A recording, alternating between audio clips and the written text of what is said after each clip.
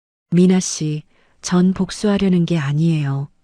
그냥 저는 제 삶을 살고 싶은 거예요. 알아. 나도 이제 알아.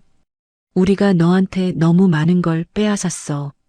두 사람은 한참을 말없이 차를 마셨습니다. 어색했지만 전처럼 냉랭하지는 않았어요. 미나가 자리에서 일어나며 말했습니다. 지훈아, 나 가끔 들러도 될까? 그냥 차 한잔하러. 지훈은 잠시 생각하다가 대답했어요. 네, 그러세요. 미나가 나간 뒤 지훈은 미나가 가져온 화분을 바라보았습니다. 작은 다육식물이었지만 튼튼하게 살아있었어요. 지훈은 화분에 물을 주며 생각했습니다. 용서는 아직 아니야. 하지만 이해하려고 노력은 해볼 수 있겠지. 지훈의 마음속 얼음이 조금씩 아주 천천히 녹기 시작했습니다. 완전히 녹는 데는 시간이 필요했어요. 하지만 그 시작은 이미 이루어지고 있었습니다. 그렇게 조금씩 변화가 생기던 어느 날이었습니다. 지훈은 새벽 5시에 일어나 양재동 꽃 시장으로 향했어요. 일주일에 2번씩 꽃을 사러 가는 날이었습니다. 시장에서 싱싱한 장미와 백합을 사고 돌아오는 길, 지훈은 시댁 근처를 지나게 되었습니다. 원래는 다른 길로 가려 했는데 길이 막혀서 어쩔 수 없이 그쪽으로 돌아가야 했어요. 오전 8시쯤 시댁 근처 재래시장을 지나가는데 갑자기 비명소리가 들렸습니다. 살려주세요. 도둑이야. 지훈은 차를 급히 세웠어요. 소리가 들린 쪽을 보니 좁은 골목이었습니다. 지훈은 차에서 내려 골목 쪽으로 달려갔어요. 골목 안에서 한 노인이 바닥에 쓰러져 있었습니다. 검은 옷을 입은 남자가 노인의 가방을 낚아채 달아나고 있었어요. 지훈은 순간 얼어붙었습니다. 바닥에 쓰러진 그 노인이 시어머니였거든요. 어머님. 지훈은 소리치며 시어머니에게 달려갔습니다. 동시에 핸드폰을 꺼내 112에 전화를 걸었어요. 여보세요, 110이죠? 강도 사건이에요. 위치는 동대문구 신설동 재래시장 뒤쪽 골목이고요. 범인은 검은색 후드티를 입은 30대 남자예요. 지금 북쪽으로 도망가고 있어요. 전화를 하면서도 지훈은 시어머니를 부축했습니다. 시어머니는 손목을 붙잡고 신음하고 있었어요. 어머님, 괜찮으세요? 어디 다치셨어요? 시어머니는 지훈을 보고 눈이 휘둥그레졌습니다. 지훈아. 어머님, 지금 그런 거 신경 쓰지 마시고 일단 일어나세요. 지훈이 시어머니를 일으키는데 시장 상인들이 모여들었습니다. 아니, 무슨 일이에요? 강도가 할머니 가방 뺏어갔어요. 저기 저 골목으로 달아났어요.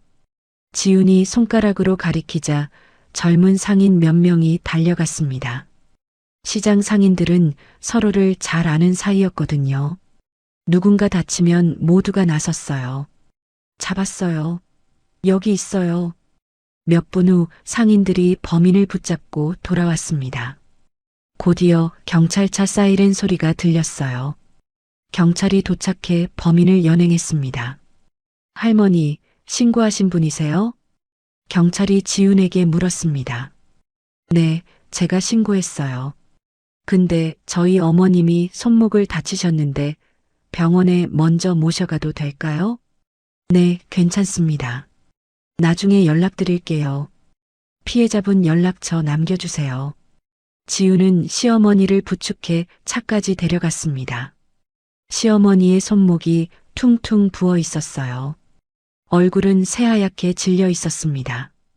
어머님, 응급실 가야 할 것 같아요. 지훈아, 나는 괜찮으세요. 제가 모시고 갈게요. 지훈은 차를 몰아 가장 가까운 병원 응급실로 향했습니다. 응급실에 도착해 접수를 하고 시어머니를 휠체어에 앉혔어요. 시어머니는 계속 멍한 표정으로 앉아 있었습니다. 환자 보호자분이세요? 간호사가 물었습니다. 네, 제가 며느리예요. 어르신 상태 보니까 손목 골절이 의심돼요. 엑스레이 찍어봐야 할 것 같아요. 엑스레이를 찍고 결과를 기다리는 동안 지우는 시어머니 옆에 앉아 있었어요. 시어머니의 손이 떨리고 있었습니다. 지우는 가만히 시어머니의 손을 잡아주었어요. 어머님, 괜찮으세요? 이제 안전해요. 시어머니는 지훈의 손을 보다가 고개를 들어 지훈을 바라보았습니다. 눈가에 눈물이 맺혀 있었어요. 지훈아. 네, 어머님. 고맙다. 정말 고맙다. 시어머니의 목소리가 떨렸습니다. 엑스레이 결과가 나왔어요. 다행히 골절은 아니고 손목 염자였습니다. 깁스는 하지 않아도 되고 보호대만 착용하면 된다고 했어요. 치료를 마치고 나오는데 미나와 남편이 급히 들어왔습니다. 엄마, 괜찮으세요? 지훈이한테 연락받고 놀라서 바로 왔어요. 미나가 어머니를 부축했습니다. 남편은 지훈을 보며 고개를 숙였어요. 고마워, 지훈아. 내가 없었으면. 괜찮아요. 당연히 해야 할 일이었어요. 지훈은 담담하게 대답했습니다. 시어머니가 지훈의 손을 꼭 잡았어요. 지훈아, 엄마가 진짜 미안했어. 시어머니의 눈에서 눈물이 주르륵 흘러내렸습니다. 오늘 일도 그렇고 엄마가 너한테 너무 못했어. 10년 동안 당연한 줄만 알고 내가 얼마나 힘들었는지 한 번도 생각 안 해봤어. 어머님, 오늘 내가 나를 도와주는 걸 보면서 깨달았어. 넌 나한테 아무 의무도 없는데 그래도 도와줬잖아. 나는 내가 가족이니까 당연하다고만 생각했는데 시어머니는 말을 잇지 못하고 울기 시작했습니다. 68년을 살아온 노인의 눈물이었어요. 지훈의 가슴도 뭉클해졌습니다. 분명 아직도 아픈 상처가 있었어요. 10년 동안 쌓인 서러움이 하루아침에 사라지지는 않았습니다. 하지만 지금 눈앞에 있는 사람은 시어머니가 아니라 그냥 사람이었어요. 넘어져서 다친 한 사람, 도움이 필요한 한 사람이었습니다. 어머님, 이제 그만 오세요. 손목 다치셨는데 무리하시면 안 돼요. 지훈은 시어머니의 등을 토닥여 주었습니다. 시어머니는 손수건으로 눈물을 닦으며 말했어요. 지훈아, 나중에 내가 괜찮을 때 꽃집에 가도 되겠니? 네, 오세요. 지훈의 대답은 여전히 조심스러웠습니다. 하지만 전처럼 차갑지는 않았어요. 지훈은 시어머니를 미나에게 맡기고 병원을 나왔습니다. 주차장으로 걸어가며 지훈은 하늘을 올려다보았어요. 맑은 봄 하늘이 펼쳐져 있었습니다. 가슴속 얼음이 조금 더 녹은 것 같았습니다. 아주 조금 천천히요. 용서와 화해는 시간이 필요한 일이었어요. 하지만 오늘 그 첫걸음을 뗀 것만은 확실했습니다. 그날 이후 남편은 회사 기숙사로 돌아갔습니다. 작은 원룸 형태의 기숙사였어요. 침대 하나, 책상 하나, 옷장 하나. 그게 전부였습니다. 저녁 6시 퇴근한 남편은 텅 빈 방에 들어섰습니다. 불을 켜도 방은 여전히 쓸쓸했어요. 냉장고를 열어봤지만 아무것도 없었습니다. 남편은 편의점으로 향했어요. 도시락 하나 데워주세요. 편의점 직원이 도시락을 전자레인지에 돌렸습니다. 남편은 벤치에 앉아 멍하니 기다렸어요. 3분 후 따뜻해진 도시락을 받아들었습니다. 방으로 돌아와 플라스틱 뚜껑을 열었습니다. 김치볶음밥 도시락이었어요. 김이 모락모락 올라왔지만 식욕이 없었습니다. 그래도 남편은 숟가락을 들었어요. 한 입, 두 입. 맛이 없었습니다. 지훈이는 매일 이렇게 혼자 밥을 먹었을까? 남편은 문득 생각했습니다. 10년 동안 자신은 집에 오면 항상 따뜻한 밥이 차려져 있었어요. 지훈이 새벽부터 일어나 준비한 밥상이었죠. 당연하게 여겼던 그 밥상이 이제야 그리웠습니다. 저녁을 먹고 나니 할 일이 없었습니다. TV를 켰지만 무슨 내용인지 머리에 들어오지 않았어요. 남편은 핸드폰을 꺼냈습니다. 아이들에게 영상통화를 걸었어요. 아빠, 도유리와 서아의 얼굴이 화면에 나타났습니다. 우리 아들, 딸 잘 지내? 네, 아빠. 근데 아빠 언제 집에 와요? 서아가 물었습니다. 남편은 가슴이 먹먹했어요. 조금 있으면 아빠가 곧 갈게. 아빠, 오늘 엄마가 짜장면 해줬어요. 진짜 맛있었어요. 도유리가 자랑스럽게 말했습니다. 남편은 씁쓸하게 웃었어요. 지우는 아이들과 함께 행복한 저녁을 보냈는데 자신은 편의점 도시락을 혼자 먹고 있었습니다. 그래, 잘 먹었구나. 엄마 말씀 잘 들어야 해, 알았지? 네. 영상통화를 끊고 나니 방은 더욱 고요했습니다. 남편은 침대에 누워 천장을 바라보았어요. 10년이 주마등처럼 지나갔습니다. 공무원 시험을 준비한다고, 더 나은 미래를 위한다고, 그렇게 지훈에게만 기댔던 세월이었어요. 지훈이 얼마나 힘들었을지 한 번도 제대로 생각해 본 적이 없었습니다. 다음 날 퇴근 후 남편은 회사 동료와 술을 마셨습니다. 도혁아, 너 요즘 안 좋아 보인다. 무슨 일 있어? 형, 나 집사람하고 떨어져 지내고 있어. 뭐, 이혼하는 거야? 아니, 아직은. 근데 잘 모르겠어. 내가 너무 잘못했거든. 남편은 그동안 있었던 일들을 동료에게 이야기했습니다. 동료는 한참을 듣고 나서 말했어요. 야, 도혁아. 가정을 잃으면 다시는 못 구해. 내가 이혼하고 나서 얼마나 후회했는지 알아? 지금이라도 늦지 않았어. 가서 진심으로 사과하고 달라져. 근데 형, 나는 뭘 어떻게 해야 할지 모르겠어. 행동으로 보여줘야지. 말만 하지 말고. 그날 밤 남편은 오랜만에 깊은 생각에 잠겼습니다. 주말이 되었습니다. 남편은 용기를 내어 꽃집으로 향했어요. 하지만 가게 앞에서 한참을 서성였습니다. 들어가고 싶었지만 발이 떨어지지 않았어요. 유리창 너머로 지훈이 손님을 응대하는 모습이 보였습니다. 환하게 웃으며 꽃을 포장하고 있었어요. 10년 동안 집에서 보지 못했던 밝은 표정이었습니다. 저 웃음을 내가 빼앗았구나. 남편은 가슴이 아팠습니다. 1시간쯤 서성이다가 그냥 돌아가려는데 지훈이 밖으로 나왔어요. 뭐 하세요? 들어오실 거면 들어오세요. 지훈이 차갑게 말했습니다.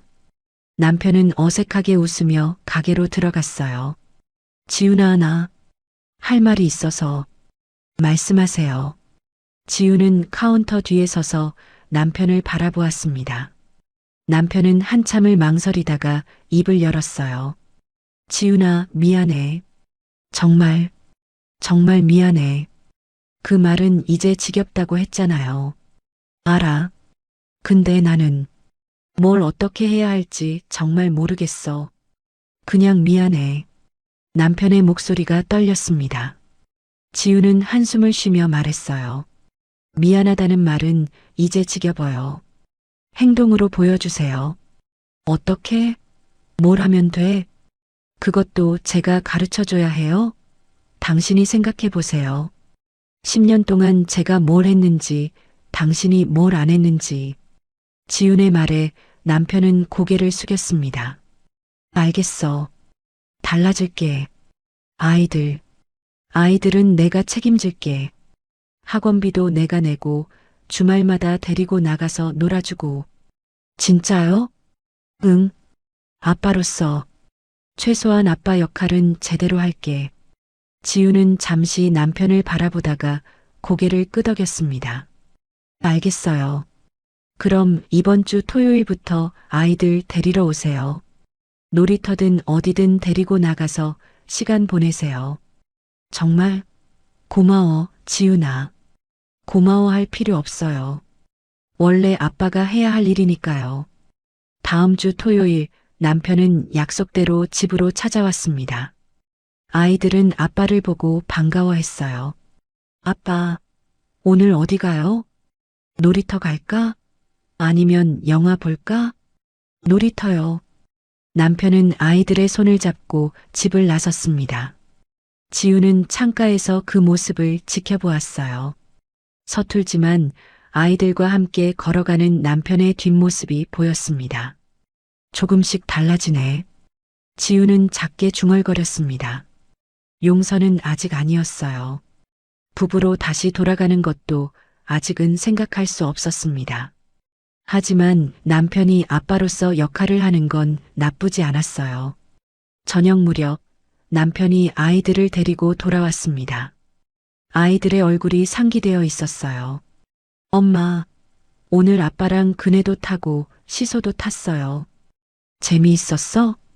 네, 진짜 재미있었어요. 남편은 지훈을 보며 조심스럽게 말했습니다.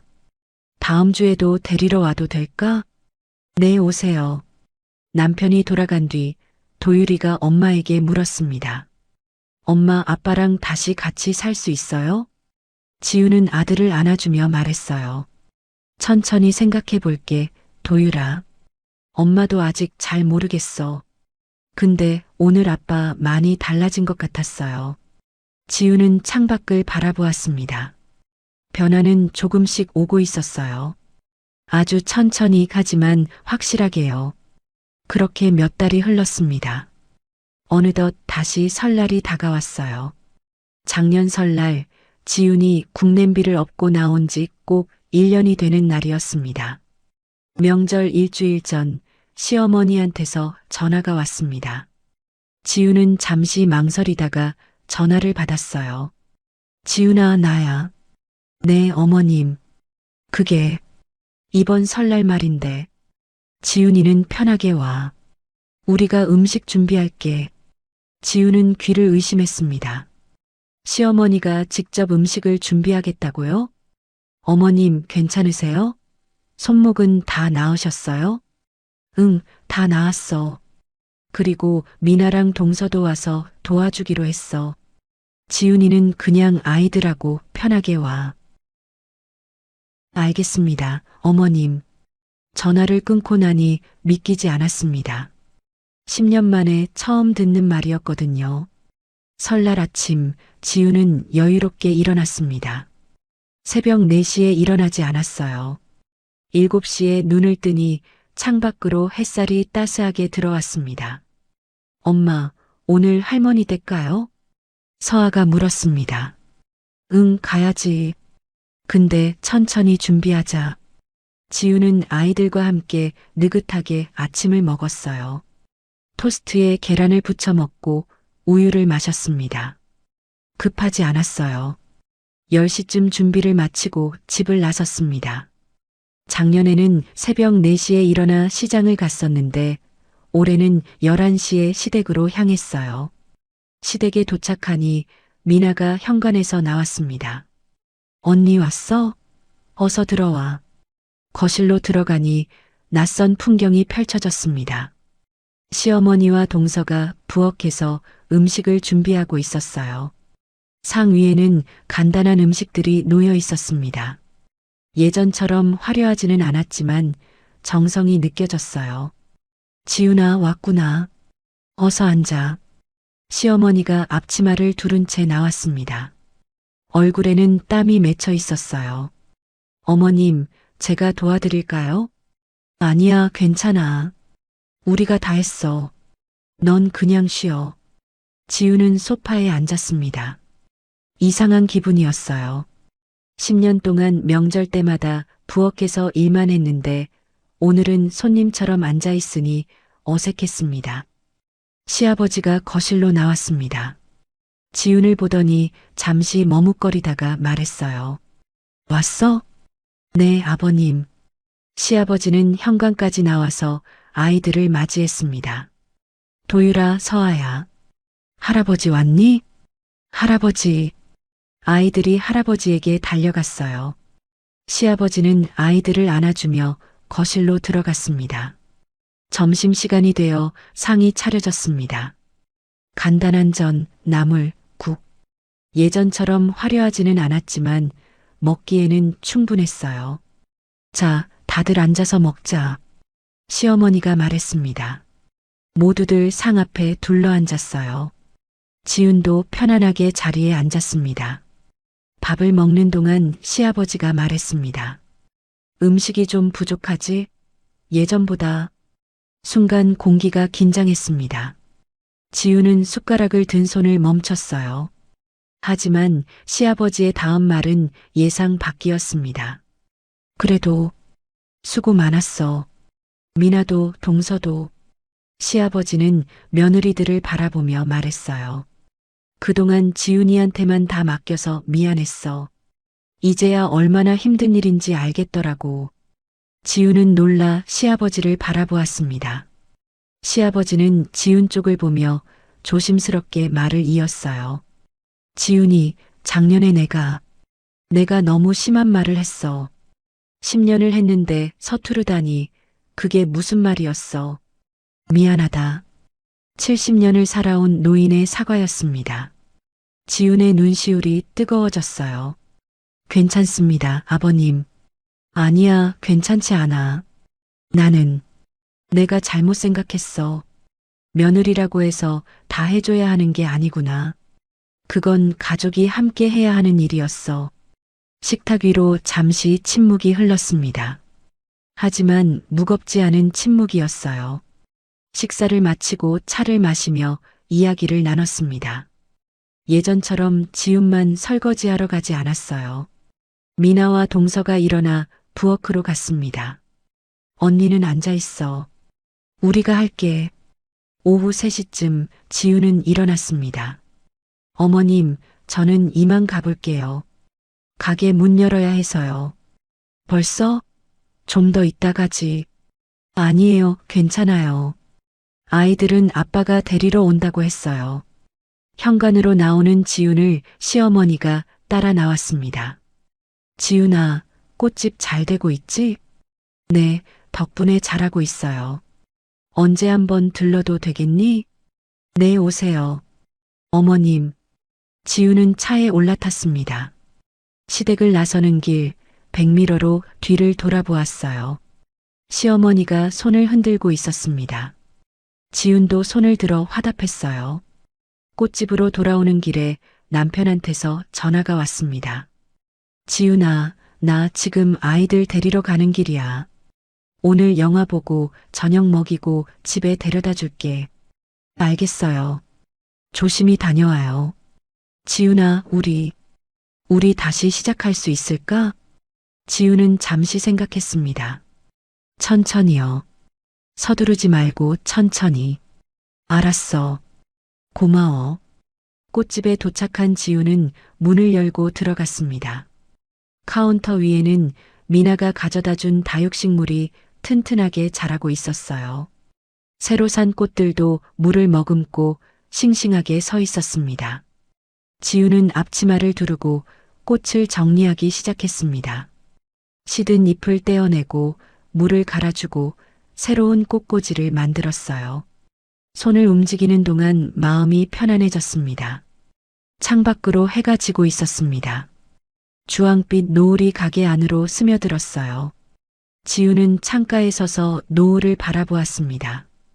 1년 전 설날 국냄비를 엎고 나왔던 그날. 그때는 분노와 절망뿐이었어요. 하지만 지금은 달랐습니다. 지훈은 자신의 가게를 가지고 자신의 삶을 살고 있었어요. 가족들과의 관계도 조금씩 회복되고 있었습니다. 예전처럼 돌아가는 건 아니었어요. 하지만 새로운 관계, 서로를 존중하는 관계가 만들어지고 있었습니다. 남편과도 마찬가지였어요. 부부로 다시 살게 될지는 아직 모릅니다. 하지만 서두르지 않기로 했어요. 천천히 조금씩 서로를 알아가기로 했습니다. 지훈은 가게 간판을 바라보았습니다. 라일락 하루. 보랏빛 글씨가 저녁 노을을 받아 반짝였어요. 이제야 비로소 내가 살아있어. 지훈은 작게 중얼거렸습니다. 누군가의 며느리가 아니라, 누군가의 아내가 아니라, 그냥 나로서 37살 한지우는 이제야 자기 자신을 찾았습니다. 10년의 희생 끝에, 1년의 방황 끝에 드디어 한지훈으로 살아가기 시작했어요. 가게 문을 열어두니 시원한 바람이 불어왔습니다. 꽃향기가 바람을 타고 퍼져나갔어요. 지우는 미소 지으며 다시 꽃을 만지작거렸습니다. 새로운 하루가 시작될 것입니다. 라일락처럼 향기로운 하루가요.